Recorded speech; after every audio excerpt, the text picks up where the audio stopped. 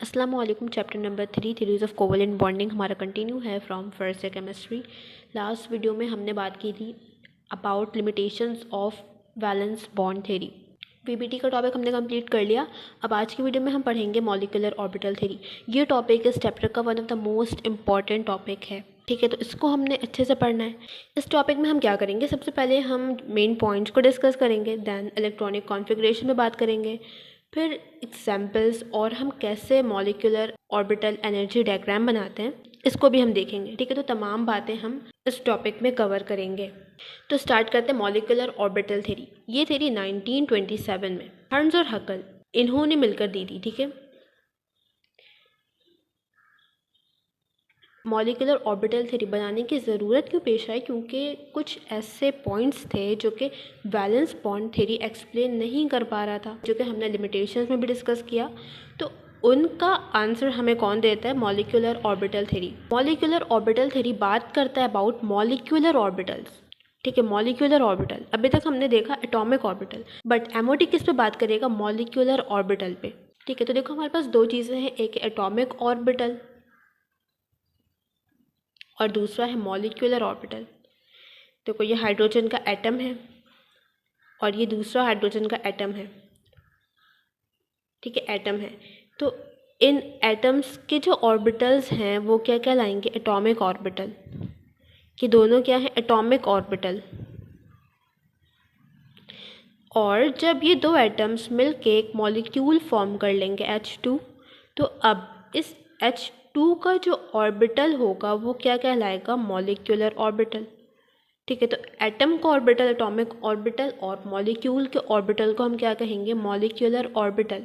तो एमओटी किससे बात करेगा, मॉलिक्यूलर ऑर्बिटल। ये तमाम बातें मॉलिक्यूलर ऑर्बिटल के बारे में बताएगा कि मॉलिक्यूलर ऑर्बिटल्स हैं क्या, कैसे बनते हैं, उनकी एनर्जी क्या है, शेप क्या है, तमाम बातें किस पर होंगी, मॉलिक्यूलर ऑर्बिटल पे। जबकि अगर हम वीबीटी की बात करें तो वीबीटी ने किस पे बात की थी, एटॉमिक ऑर्बिटल्स पे।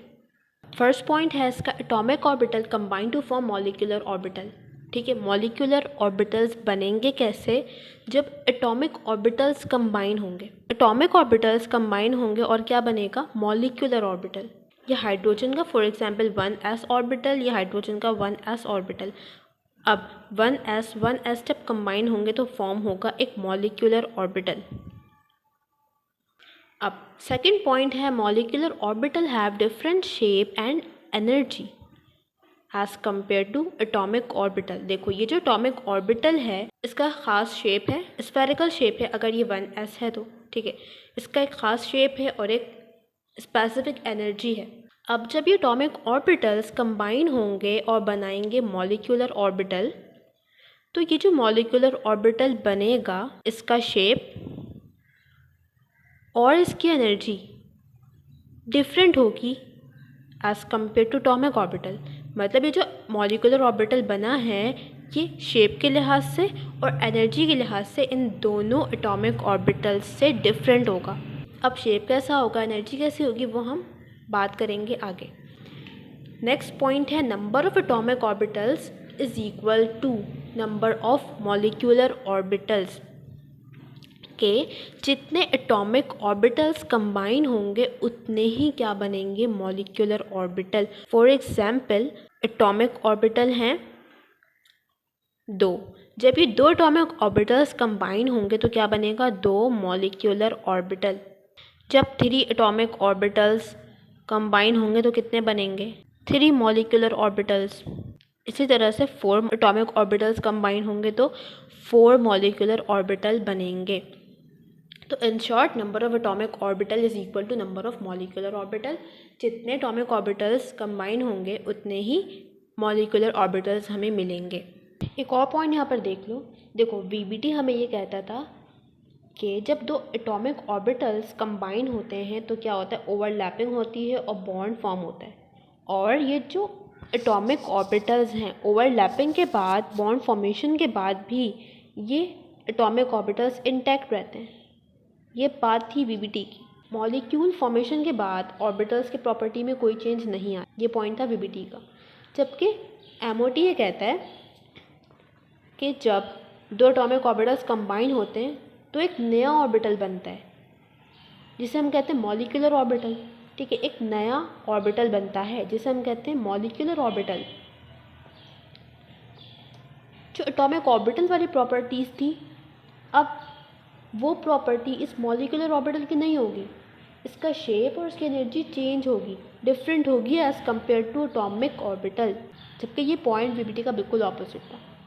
अब नेक्स्ट है मॉलिक्यूलर ऑर्बिटल। हमने बात करनी है मॉलिक्यूलर ऑर्बिटल पे, क्योंकि एमओटी एक्सप्लेन ही किसको करता है, मॉलिक्यूलर ऑर्बिटल्स को। तो देखो, मॉलिक्यूलर ऑर्बिटल्स हमारे पास दो तरह के, एक है बॉन्डिंग मॉलिक्यूलर ऑर्बिटल, दूसरा है एंटी बॉन्डिंग मॉलिक्यूलर ऑर्बिटल। ठीक है, दो तरह के मॉलिक्यूलर ऑर्बिटल्स हैं, एक को हम कहते हैं बॉन्डिंग मॉलिक्यूलर ऑर्बिटल, दूसरे को हम कहते हैं एंटी बॉन्डिंग मॉलिक्यूलर ऑर्बिटल। अब देखो, यहाँ पर हमारे पास फॉर एग्जाम्पल एटॉमिक ऑर्बिटल है,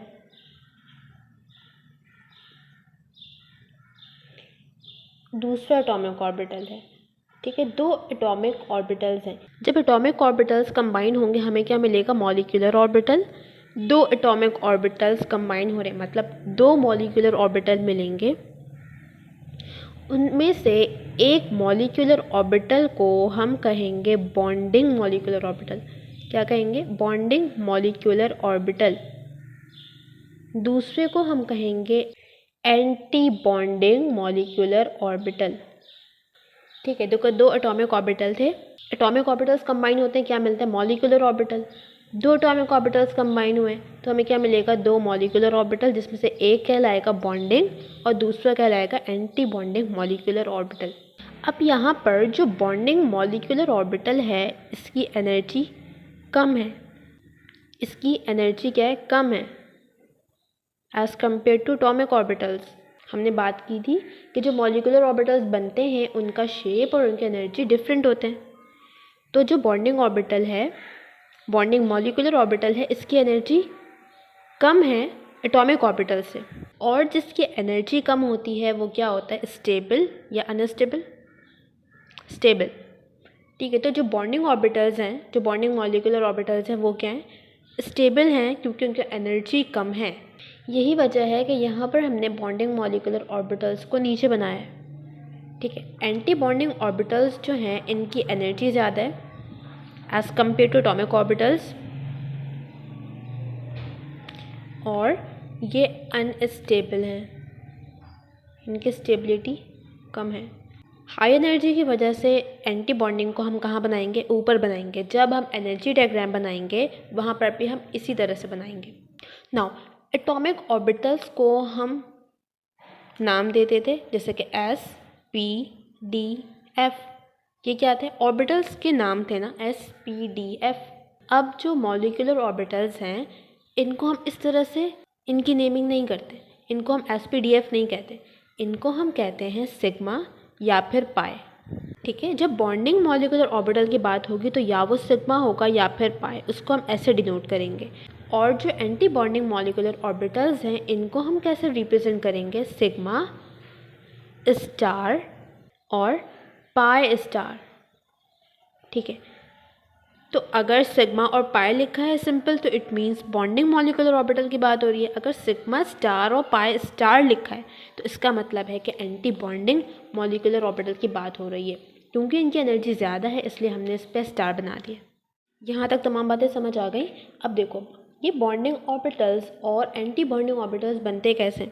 ठीक है, देखो जो बॉन्डिंग ऑर्बिटल है, पहले हम बात करें बॉन्डिंग ऑर्बिटल, ये बनते हैं कंस्ट्रक्टिव इंटरफेरेंस से। जब एटॉमिक ऑर्बिटल्स इंटरेक्ट करेंगे कंस्ट्रक्टिवली, इसका क्या मतलब है, कंस्ट्रक्टिव का मतलब है कि जब उन दोनों का इफेक्ट ऐड हो जाएगा। ठीक है, कंस्ट्रक्टिव मतलब दोनों ऑर्बिटल्स एक तरह से ऐड हो जाएंगे। देखो ये s ऑर्बिटल, ये दूसरा s ऑर्बिटल, जब ये दोनों कंबाइन हो जाएंगे मतलब ये दोनों, इन दोनों का इफेक्ट ऐड हो जाएगा तो हमारे पास कुछ इस तरह का शेप बनेगा। ठीक है, ये है बॉन्डिंग मॉलिक्यूलर ऑर्बिटल। क्योंकि यहाँ पर ये दोनों ऑर्बिटल्स ऐड हो गए एक तरह से। तो ये क्या बना, बॉन्डिंग मॉलिक्यूलर ऑर्बिटल। जबकि अगर एंटी बॉन्डिंग मॉलिक्यूलर ऑर्बिटल्स की बात करो तो एंटी बॉन्डिंग मॉलिक्यूलर ऑर्बिटल उस वक्त बनते हैं जब एटॉमिक ऑर्बिटल्स इंटरेक्ट करें डिस्ट्रक्टिवली। यहाँ पर लिख लो, यहाँ पे क्या होगा, कंस्ट्रक्टिव, यहाँ पर क्या होगा, डिस्ट्रक्टिव इंटरफेरेंस।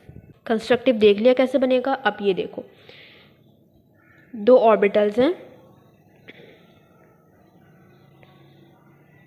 ये इंटरेक्ट कर रहे हैं डिस्ट्रक्टिव, मतलब इन दोनों का इफेक्ट कैंसिल होगा।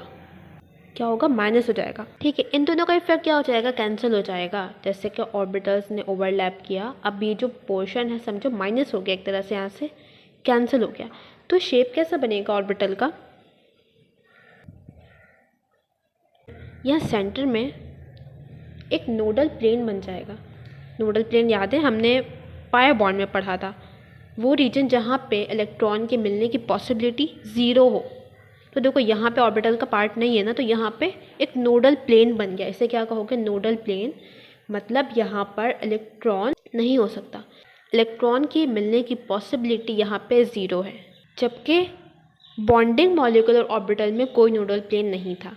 यहाँ पर इलेक्ट्रॉन कहाँ मौजूद होगा, बिटवीन टू न्यूक्लियाई। ठीक है, दो न्यूक्लियस के दरमियान इलेक्ट्रॉन मिल सकता है, जबकि यहाँ पे दो न्यूक्लियस के दरमियान नोडल प्लेन आ गया। तो एंटी बॉन्डिंग में इलेक्ट्रॉन दो न्यूक्लियस के दरमियान नहीं मिलेगा, जबकि बॉन्डिंग मॉलिक्यूलर ऑर्बिटल में इलेक्ट्रॉन कहाँ मौजूद होगा, बिटवीन टू न्यूक्लियाई। देखो यहाँ पे जो बॉन्डिंग मॉलिक्यूलर ऑर्बिटल बना है और एंटी बॉन्डिंग मॉलिक्यूलर ऑर्बिटल बना है, ये इन दो एटॉमिक ऑर्बिटल से ही बनेगा। ठीक है, ये अलग अलग नहीं बनेंगे। जब दो एटॉमिक ऑर्बिटल्स कंबाइन होंगे तो दो मॉलिक्यूलर ऑर्बिटल बनेंगे। उनमें से एक होगा बॉन्डिंग मॉलिक्यूलर ऑर्बिटल, दूसरा होगा एंटी बॉन्डिंग मॉलिक्यूलर ऑर्बिटल। ठीक है, यहाँ पे मैंने समझाने के लिए दोबारा लिखा था। इन एटॉमिक ऑर्बिटल्स का नाम क्या होगा, ये स्फेरिकल शेप के हैं तो मतलब ये s है, ये भी s है। 1s ले लेते हैं, 1s 1s। अभी मैंने क्या कहा था कि जो मॉलिक्यूलर ऑर्बिटल है उनकी नेमिंग हम SPDF नहीं करते, क्या करते हैं, सिग्मा या फिर पाई। और ये हम पहले भी बात कर चुके हैं, सिग्मा कब बनता है, जब हेड टू हेड ओवरलैपिंग हो। In case of SS, in case of P भी हो सकती है और SP भी हो सकती है। पाई कब बनेगा, जब पैरेलल ओवरलैपिंग हो, लेटरल साइडवे। ये किसके केस में होगा, P के केस में, PP। यहाँ पर SS ऑर्बिटल है, कौन सी ओवरलैपिंग होगी, हेड टू हेड, मतलब सिग्मा बॉन्ड बनेगा। तो यहाँ जो मॉलिक्यूलर ऑर्बिटल बने हैं उनका नाम क्या होगा, सिग्मा होगा या फिर पाई होगा, सिग्मा होगा ना, क्योंकि ओवरलैपिंग कैसी है, हेड टू हेड है। तो इन दोनों के नाम होंगे सिग्मा। बट क्या सिर्फ सिग्मा होगा, नहीं, बॉन्डिंग मॉलिक्यूलर ऑर्बिटल को तो हम सिग्मा कहेंगे, जबकि एंटी बॉन्डिंग मॉलिक्यूलर ऑर्बिटल को हम क्या कहेंगे, सिग्मा स्टार। तो ये सिग्मा 1s हो गया और ये सिग्मा स्टार 1s हो गया। तो ये बातें समझ आई। मॉलिक्यूलर ऑर्बिटल बनते हैं जब एटॉमिक ऑर्बिटल्स कंबाइन होते हैं। ये मॉलिक्यूलर ऑर्बिटल दो तरह के बनते हैं, एक को हम कहते हैं बॉन्डिंग, एक को हम कहते हैं एंटी बॉन्डिंग। यहाँ पर जब दो एटॉमिक ऑर्बिटल्स कंबाइन हुए, हमें क्या मिला, दो मॉलिक्यूलर ऑर्बिटल। एक को हमने कह दिया बॉन्डिंग मॉलिक्यूलर ऑर्बिटल, दूसरे को हमने कह दिया एंटी बॉन्डिंग मॉलिक्यूलर ऑर्बिटल। ठीक है, बॉन्डिंग मॉलिक्यूलर ऑर्बिटल बनता है कंस्ट्रक्टिव इंटरफेरेंस से, जबकि एंटी बॉन्डिंग मॉलिक्यूलर ऑर्बिटल बनता है जब डिस्ट्रक्टिव इंटरफेरेंस होती है, जब ऑर्बिटल इंटरेक्ट करते हैं डिस्ट्रक्टिवली। 1s था इसलिए हमने क्या कह दिया, सिग्मा 1s। सिग्मा क्यों कहा, क्योंकि s ऑर्बिटल थे, हेड टू हेड ओवरलैपिंग होगी, दैट्स वाई सिग्मा। बॉन्डिंग है तो सिर्फ सिग्मा कहेंगे, और 1s कंबाइन हुआ था तो सिग्मा 1s। एंटी बॉन्डिंग के केस में सिग्मा स्टार कहोगे। अच्छा, अब यहाँ पे एक और बात समझ लो कि जो ये एटॉमिक ऑर्बिटल्स कंबाइन हो रहे हैं, जैसे कि 1s और 1s कंबाइन हो रहे हैं, तो क्या कोई भी ऑर्बिटल कंबाइन हो जाएगा, तो नहीं। s से एटॉमिक ऑर्बिटल्स कंबाइन हो सकते हैं जिनमें लेस एनर्जी डिफरेंस हो। जैसे s और s तो कंबाइन हो सकता है, 1s और 1s, अगर ये हाइड्रोजन का है दोनों तो इसकी एनर्जी तो सेम है, तो ये तो कंबाइन हो सकता है बिल्कुल। 1s और 2p कंबाइन हो सकते हैं, बुक में डायग्राम बनी है, क्योंकि ये ऑर्बिटल्स जो डिफरेंट हैं बट इनका जो एनर्जी डिफरेंस है ना वो कम है। तो यहाँ पे ओवरलैपिंग हो सकती है, यहाँ पे मिलके ये मॉलिक्यूलर ऑर्बिटल बना सकते हैं।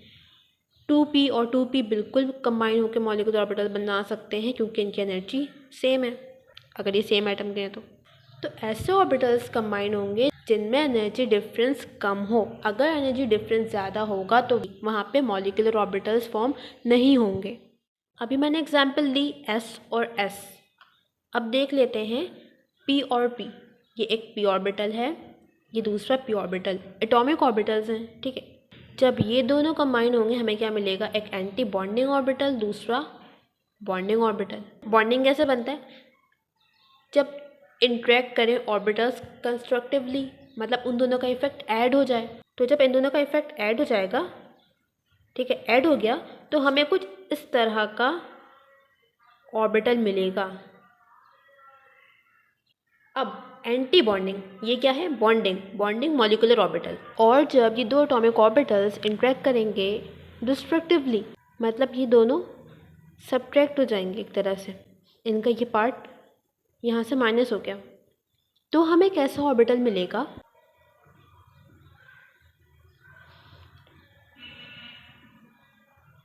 ठीक है। यहाँ पर भी देखो एक नोडल प्लेन हमें मिल रहा है, ये क्या है, नोडल प्लेन। यहाँ पर इलेक्ट्रॉन मिलने की पॉसिबिलिटी क्या होगी, 0। तो ये कौन सा ऑर्बिटल हो गया, एंटी बॉन्डिंग मॉलिक्यूलर ऑर्बिटल। अब यहाँ पे ओवरलैपिंग कैसी थी, हेड टू हेड थी ना, तो यहाँ पे इसको हम क्या नाम देंगे, सिग्मा या फिर पाए, सिग्मा नाम देंगे।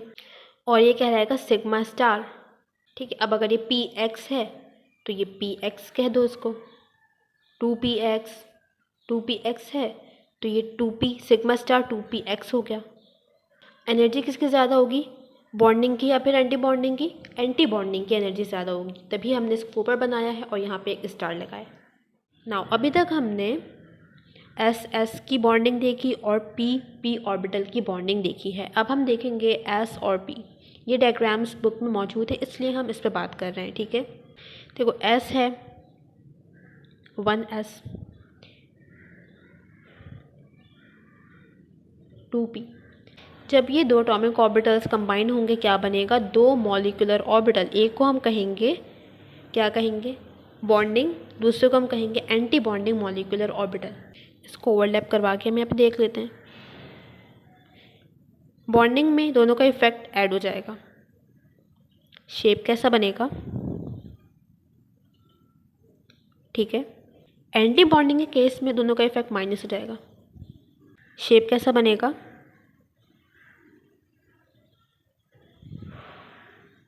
यहाँ पर ये क्या है, बॉन्डिंग मॉलिक्यूलर ऑर्बिटल, ये है एंटी बॉन्डिंग मॉलिक्यूलर ऑर्बिटल।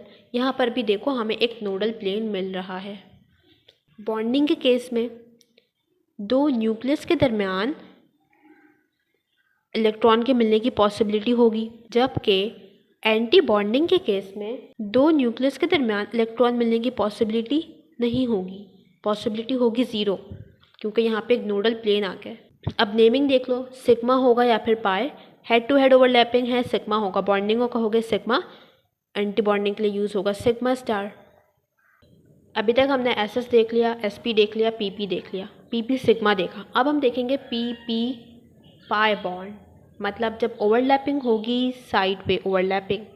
ये डायग्राम बुक में मौजूद नहीं है, लेकिन ये बताने का मकसद ये है कि हमने सारी बातें कर ली हैं, एस एस भी कर लिया, एस पी भी कर लिया, पी पी सिग्मा भी कर लिया। तो अब ये एक पॉइंट रह गया था, तो इसको भी हम देख लेते हैं। और दूसरा मकसद ये है कि इसको हम डिफ्रेंशिएट भी कर सकें कि सिग्मा कब बनेगा और पाई कैसे डिफरेंट होगा, ठीक है। तो देखो यहाँ पे है एटॉमिक ऑर्बिटल्स, यहाँ पे हो रही है साइड वे ओवरलैपिंग। तो जब ये बॉन्डिंग बनेगा, मतलब कंस्ट्रक्टिव इंटरफेरेंस होगी, तो ऑर्बिटल कुछ इस शेप का बनेगा, दोनों का पार्ट कंबाइन हो जाएगा। ऐसे ही बनता है बॉन्डिंग ऑर्बिटल, जब दोनों ऐड हो जाएं, तो इन दोनों के जो दोनों लोब्स हैं वो ऐड हो गए, ठीक है। अब यहाँ पर देखो ये है बॉन्डिंग ऑर्बिटल, लेकिन यहाँ पे हमें एक नोडल प्लेन मिलेगा, ये डिफरेंट बात हो गई। अभी तक हमने देखा नोडल प्लेन कहाँ मिल रहा था, सिर्फ एंटी बॉन्डिंग में। बट अगर बात हो पी पी पाए की, मतलब जब पी में साइड में ओवरलैपिंग हो, ठीक है, पैरेलल ओवरलैपिंग हो, तब हमें बॉन्डिंग में भी नोडल प्लेन मिलेगा। एंटी बॉन्डिंग कैसे बनेगा?